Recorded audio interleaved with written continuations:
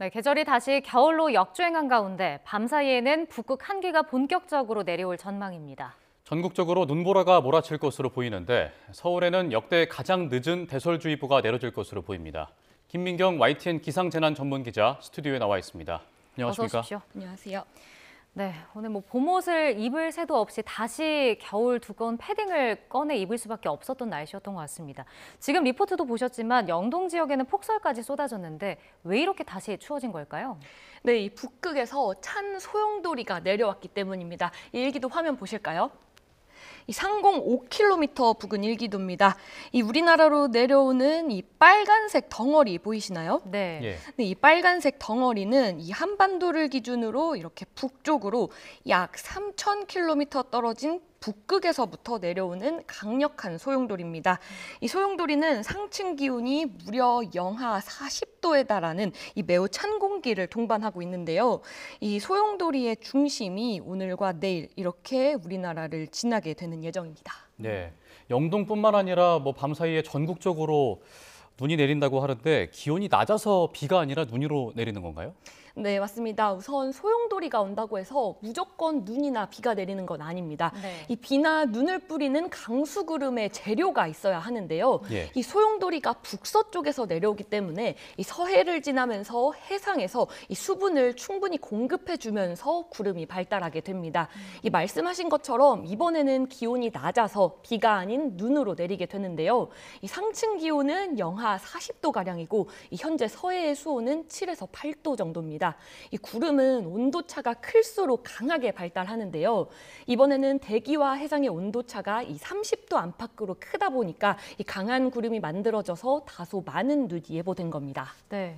그리고 지금 또 전국적으로 대설 예비특보가 내려져 있다고요? 네, 이 소용돌이가 점차 우리나라로 다가오면서 이 기상청이 전국 곳곳에 이 기상 예비 특보를 발령했습니다. 네. 이 그래픽 보실까요? 이 현재 남서부 지역을 제외한 전국 대부분 지역에 대설 예비 특보가 내려져 있고요. 이 서쪽 내륙과 해안가, 제주도에는 강풍 예비 특보도 동시에 내려져 있습니다. 이 해상에는 이미 대부분 풍랑 특보가 발령 중입니다. 이 3월 중순에 전국적으로 대설 예비 특보가 내려진 건 지난 2018년 이후 7년 만입니다. 네. 그런데 이 예비특보가 실제 그 주의보로 발령되면 서울이 역대 가장 늦은 대설주의보를 또 기록하게 된다고요? 네, 그렇습니다. 이 기상특보는 1999년부터 이 기상청이 체계적으로 정리하기 시작했는데요. 이 지금까지 서울에서 가장 늦은 대설주의보는 지난 2010년 3월 9일이었습니다. 이 오늘 내려지게 되면 역대 가장 늦은 기록을 세우게 되는 건데요. 이 서울에서는 오늘이 이례적인 기록이지만 이 경기도는 3월 24일 그리고 강원 산간은 무려 5월 15일에도 대설주의보가 내려진 적이 있었습니다. 네. 그럼 오늘 이제 밤사이에 눈이 얼마나 내리게 될까요? 네, 우선 내일까지 이 서울에는 많은 곳은 10cm에 달하는 눈이 내릴 걸로 보입니다. 네. 이 수도권을 비롯한 서쪽 내륙에는 많게는 15cm가 예상되고요. 이 강원 산간 등 동쪽 지역에는 40cm가 넘는 눈이 내리는 곳도 있겠습니다. 이 영동 지역에는 이미 40cm가량 쌓여 있는데 여기에 추가로 40cm가 더 내리게 되면 이 총 적설량이 최대 80cm에 달하게 되는 셈입니다. 네. 이번에 눈도 문제지만 바람까지 태풍급으로 분다면서요? 네, 북극의 찬 공기가 이 다른 지역을 거치지 않고 곧바로 한반도로 내려오기 때문입니다. 예. 이 쉽게 생각하면 워터파크의 수직 슬라이드를 떠올리시면 되는데요. 네. 이 수직 슬라이드를 타고 내려오면 점점 속도가 붙지 않나요? 네. 이 찬 공기의 이동 속도가 원래도 빠른데 이 수직으로 곧장 떨어지면서 속도가 붙어서 이 지상에서는 더욱 바람이 강해지는 겁니다. 예. 이 때문에 내륙에서는 이 태풍급 돌풍이 몰아치고요. 이 해상에서는 물기둥이 회오리 바람처럼 솟아오르는 이 용오름이 생길 수도 있습니다. 특히 지난주 금요일부터 오늘까지가 이 달의 영향으로 해수면 높이가 높아지는 대조기 있기 때문에 이 해상과 해안 인근 지역에서는 특히 주의가 필요합니다. 네. 근데 사실 이제 지금 3월 중순이고 하순에 접어드는 시기이기도 한데 이렇게 눈이 내리는 게 흔한 일인 건가요? 네, 드문 일이긴 하지만 아주 이례적인 건 아닙니다. 지난 2018년에도 절기 춘 10분쯤에 이 때늦은 북극 한기가 찾아왔었습니다. 예. 이 당시 강원도뿐만 아니라 수도권과 충청 그리고 전북까지 한파와 폭설이 덮쳤는데요. 이 출근길 도로가 마비되고 이 수십 곳의 학교들이 휴교하는 사태까지 벌어졌습니다. 또 2019년 3월 중순에는 갑작스러운 돌풍으로 이 영광에서는 선박 전복 사고가 발생하기도 했습니다. 네. 이번에 강한 돌풍을 또 동반한다고 하니까 피해가 우려되는데 가장 궁금한 게 이번 눈이 언제까지 이어질까요? 네, 우선 이번 눈은 이 소용돌이가 우리나라를 지나는 자정 무렵부터 새벽 4, 5시쯤이 고비가 될 걸로 보입니다.